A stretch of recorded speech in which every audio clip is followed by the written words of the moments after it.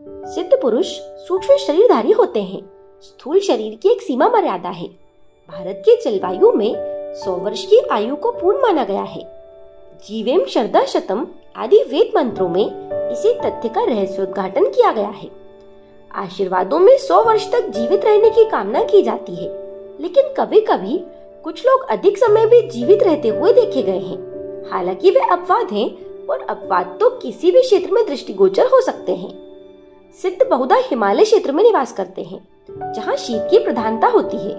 उस क्षेत्र का अधिकांश भाग बर्फ से ढका रहता है। जो हिमी प्रदेश के जीव जंतु हैं, वो तो गुफाओं में जाकर गहरी निद्रा में सो जाते हैं, और जब वसंत आता है और आहार तथा जल की व्यवस्था हो जाती है, तब ही उनकी नींद खुलती है और वो बाहर निकलते हैं। ये हिमानी प्राणियों के लिए प्रकृति की विशेष व्यवस्था है। मनुष्य शरीर की संरचना ऐसी नहीं है। उसे अन्न जल की ही नहीं, बल्कि आग जलाने के लिए ईंधन की भी व्यवस्था करनी पड़ती है। इसके अतिरिक्त मलमूत्र त्यागने और आच्छादन की भी जरूरत पड़ती है। वो सामान्यतः बन नहीं पाता।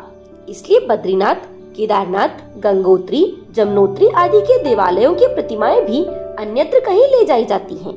उतने समय के लिए कपाट बंद रहते हैं। ऊंचे क्षेत्रों के निवासी भी अपने पशुओं को लेकर नीचे मैदानी क्षेत्रों में आ जाते हैं, और वो समय सुविधा के स्थानों पर ही व्यतीत करते हैं।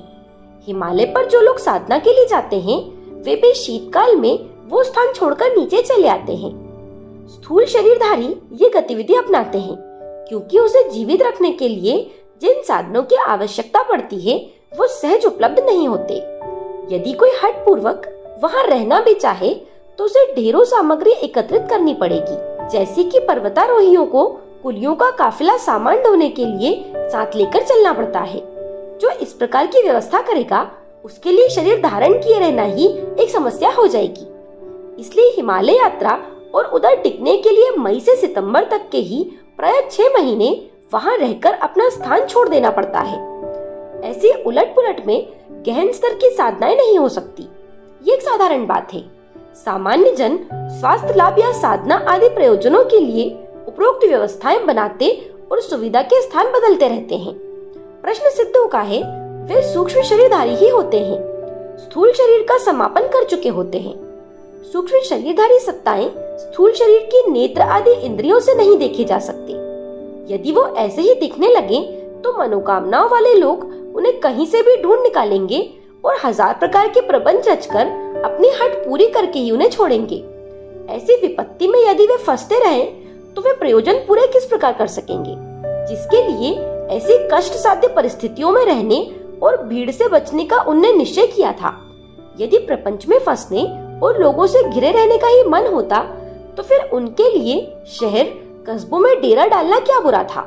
ऐसे में साधन भी जुटते रहते, लोगों की भीड़ भी जमा रहती और प्रचार विज्ञापन भी होता रहता, जैसा कि आजकल के महंत महाधीशों के साथ होता देखा जाता है।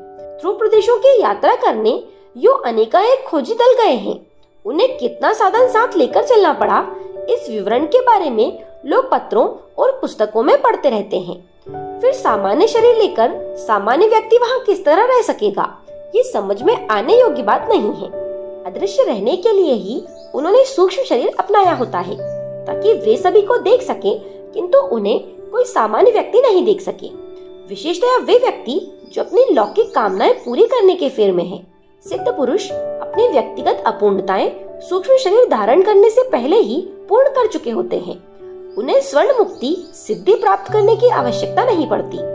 उनका उस स्थिति में रहने का एक ही प्रयोजन होता है, ईश्वर के पार्षद के रूप में उनकी सृष्टि के असंतुलनों और संतुलनों में बदलने के लिए अदृश्य वातावरण को प्रभावित करना। ये कार्य उन्हें स्वयं ईश्वर ही सौंपता है। अपनी निजी इच्छाएं तो वह बहुत पहले ही समाप्त कर चुके होते हैं। उनकी कोई निजी योजना भी नहीं होती। उन्हें जो बताया जाता है, मात्र उसे ही उतना ही करते रहते हैं। हिमालय जाकर आए हुए कुछ लोगों से यदा कदा ये सुनने को मिलता है कि हम हिमालय गए, वहाँ भटककर हम किसी चमत्कारी स्थान पर पहुँच गए। हमसे किसी सिद्ध पुरुष ने भेंट की, वो हमें गुफा में ले गए, अमुक भोजन कराए और मनमाने आशीर्वाद दिए। कुछ नास्तिक लोगों का ये मानना है कि इन कथा गाथाओं के पीछे तनिक भी सच्चाई नहीं है, क्योंकि साधारण चर्म चक्षुओं से किसी सिद्ध पुरुष के सूक्ष्म शरीर को देखा नहीं जा सकता। न कानों से उनकी बात सुनी जा सकती है, न जीभ से उनसे कुछ कहा जा सकता है।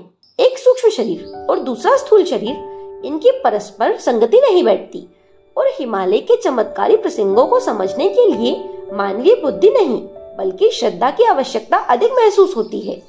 लेकिन एक तथ्य ये भी है कि सूक्ष्म शरीरधारी सिद्ध भी कई बार अपने किसी विशेष देवीय प्रयोजन को पूरा करने के लिए, आवश्यक साधना पूर्ण करने के लिए किसी अन्य शरीर में प्रवेश कर सकते हैं और सदियों से ऐसा करते आ रहे हैं। और उसी समय में कई बार करुणावश वो कुछ जरूरतमंद लोगों की मदद भी कर देते हैं। सिद्ध पुरुषों का भी अपना स्वरूप, प्रयोजन और स्तर है। वे किसी को अपनी सहायता प्रदान करते हैं, अपने तप का कोई भाग काट कर प्रदान करते हैं, तो उसका कारण कोई अत्यंत उच्च स्तरीय प्रयोजन होना चाहिए। ये दर्शन परामर्श, अनुदान, चमत्कार दिखाने, अहंकार बढ़ाने और स्वार्थ साधने के निमित्त नहीं हो सकता। सिद्ध पुरुषों को शरीरधारियों के साथ संपर्क बनाने की आवश्यकता पड़ती है, क्योंकि वे स्वयं तो शरीरधारी होते नहीं, पर कुछ काम ऐसे कराए जाने की जरूरत होती है जिसके लिए साधनों की आवश्यकता होती है। इसके लिए उन्हें ऐसे सत्पात्र ढूंढने पड़ते हैं जो प्रामाणिकता और उत्कृष्टता की कसौटी पर पहले से ही अपने को खरा सिद्ध कर चुके हों। अप्रामाणिक और अनपढ़ व्यक्ति तो सिद्धि अनुदानों को पाकर बौखला जाते हैं और ऐसा कुछ कर बैठते हैं जिसे अनर्थ ही कहा जा सकेगा। इस कारण किसी को सिद्ध पुरुषों की तलाश में नहीं जाना पड़ता, वे स्वयं ही उन्हें आवश्यकता अनुभव करा देते हैं और सौंपे गए कार्य के लिए जितनी दिव्य शक्तियों की आवश्यकता होती है उसे स्थानांतरित कर देते हैं। सिद्ध पुरुषों को मात्र अपना हाथ बटाने के लिए किसी शरीरधारी की काया तलाश करनी पड़ती है। जब वो परख लेते हैं कि यहाँ कामनाओं के कीचड़ नहीं, समर्पण की दिव्य भावना का अस्तित्व मौजूद है, तो वो स्वयं ही उनके सिर पर छा जाते हैं, उसकी समूची सत्ता को अपने में घुला लेते हैं।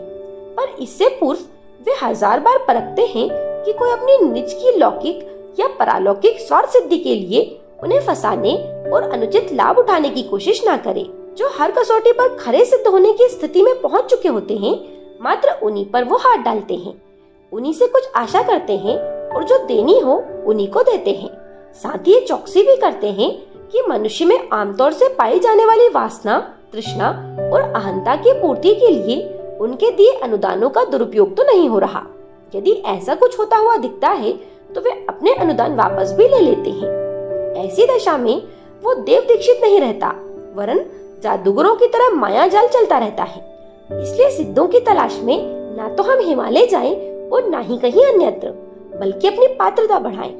कमल पुष्पवत अपने को खिलाने का प्रयत्न करें ताकि मधुमक्खी, भौरे, तितली उस पर स्वयं मंडराने लगे।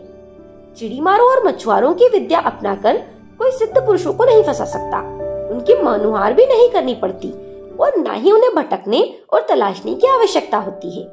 अपनी पात्रता का विकास ही वो उपाय और उपचार है जिसके सहारे सिद्धों को सत्पात्रों की तलाश करनी होती है।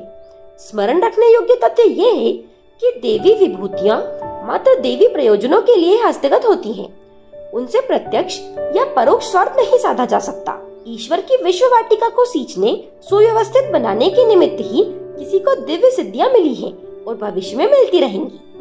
ये वीडियो आपको कैसा लगा मुझे कमेंट करके जरूर बताएं। मेरे साथ बने रहने के लिए आप सभी का धन्यवाद।